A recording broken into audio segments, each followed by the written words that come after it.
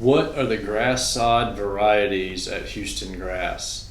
Uh, no, I'm trying to count them. I can see them out my window. We have plots of each one of them out here. If you ever want to come take a look and feel on them, but we sell two different types of Bermuda grass. We carry Tex Turf 10 and Tifway 419, and we sell Palmetto St. Augustine and Raleigh St. Augustine. And what dictates which one of those you want? They both look very, very similar, but the Palmetto St. Augustine is if you've got some shade to contend with. The Palmetto St. Augustine is what you would want. The Raleigh St. Augustine is the one that we keep in stock. You can show up anytime, call us first, but we keep that one in stock, and you can come buy pieces of it, half pallets, any quantity you want. The rest of these varieties that I'm mentioning all have to be paid for and purchased a day or two in advance, and then we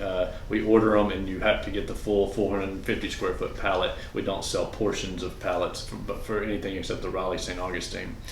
So those are the two St. Augustines, the Palmetto St. Augustine and the Raleigh St. Augustine. And then we also have three varieties of Zoysia. We have Palisades, which is our coarser bladed, and then we have, and when I say coarser bladed, it's still a lot finer and thicker carpet. I tell people more carpet-like than the regular Raleigh St. Augustine. But it is for a Zoysia, it's the coarser of the Zoysias. We also carry Cavalier and Emerald Zoysia, and those are our two fine bladed Zoysias. As far as Zoysias go, as long as you get plenty of sunlight, Palisades is a great option, easy to take care of. It's about like taking care of Raleigh St. Augustine. Anybody that's ever taken care of that and been successful at it can take care of the Palisades, whereas the two fine bladed Zoysias are those take a little more care and some more inputs. They're a little more finicky, I would say, than the Palisades, but they are a great alternative if you want Zoysia and you have some shade. The Palisade Zoysia has about the same shade tolerance as the Raleigh St. Augustine, which needs 6 or 7 hours of direct sunlight. The two fine-bladed Zoysias can survive on, say, 4 or 5 hours of direct sunlight. They're just they are a little tougher to make look good. In my mind, though, a lot of people will ask us about seeding these different varieties of grass, or just call and say, do you sell grass seeds or St. Augustine seeds? We do not sell any seeds of any type. We only sell sod, the 16 by 24 inch pieces of these grass. There are a lot of reasons for that. There is no seed for most of these varieties of grass. A lot of these grasses are sterile and don't produce a seed. Some of them, there are seeds for them, but they're not. Nobody's really found an economically viable way to harvest them, and so they're not out there. There are some grass varieties out there. A couple of the Zoysia varieties, not the ones that we sell. But there are a couple of them out there, and common Bermuda grass seed. That's another one that comes to mind. That's when you see it on the roadsides or a commercial site when they're out there with the slurry stuff and they're painting the dirt blue. Most of what they're putting out there is fertilizer and a few things to carry common Bermuda grass seed. A lot of people consider common Bermuda grass a weed, so it's not something that most people want in their yards. Most people are calling us, asking us how to get it out of their yard.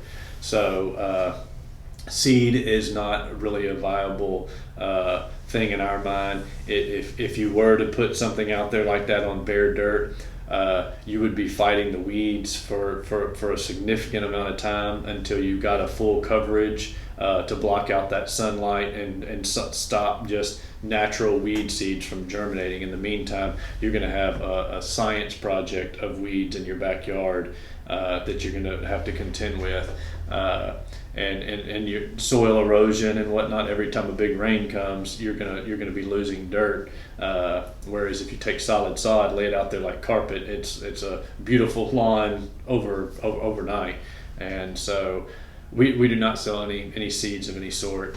We don't only sell the 16 by 24 inch blocks of several different varieties of grass though.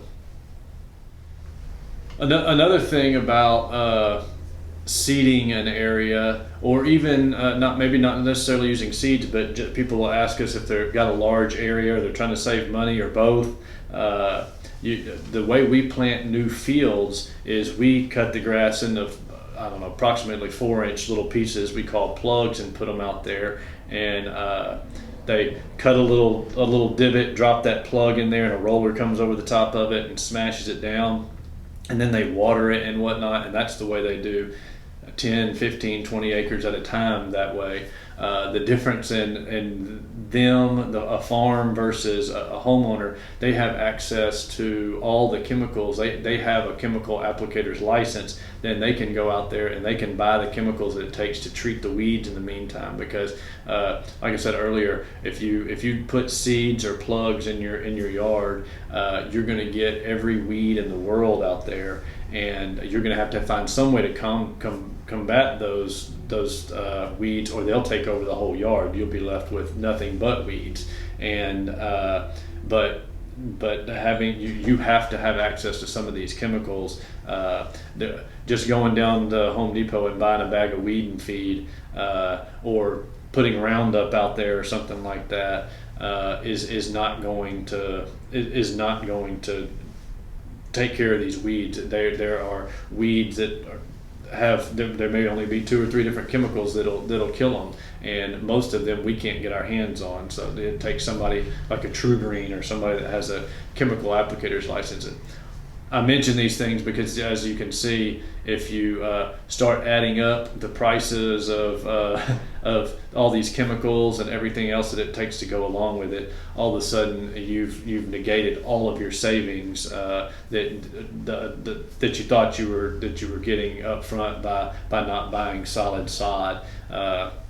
If someone is asking about this, normally what we recommend is you plant grass. If we're on a budget or we're on a large lot or something, you plant grass out 30 or 40 feet out away from the house all the way around, and then you plant grass at a focal point, say the front yard or a side yard or something like that, and then let it spread out over time, or do a little at a time or something like that. You really have to do up by the house and all the foundation work, the flat work and stuff as well, all the concrete, so you don't lose all your dirt to erosion. But if you can wait a time, or you live in an area that an HOA is not making you plant every square inch day one, then that could be an option as well, as opposed to entertaining seeding or plugging or something like that.